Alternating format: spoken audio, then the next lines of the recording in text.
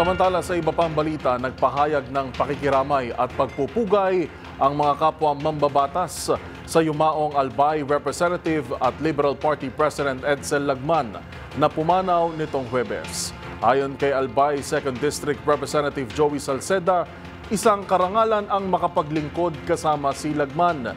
Habang inilarawan naman ni 3rd District Manila Representative Joel Chua si Lagman bilang isa sa pinakamatalino at mahusay na naglingkod sa Kongreso.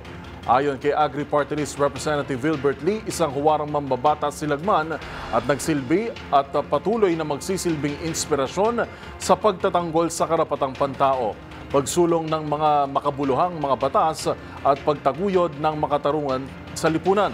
Binigyan din ni House Speaker at later Representative Martin Romualdez ang talino at dedikasyon niya sa mga adhikain na kanyang ipinaglaban.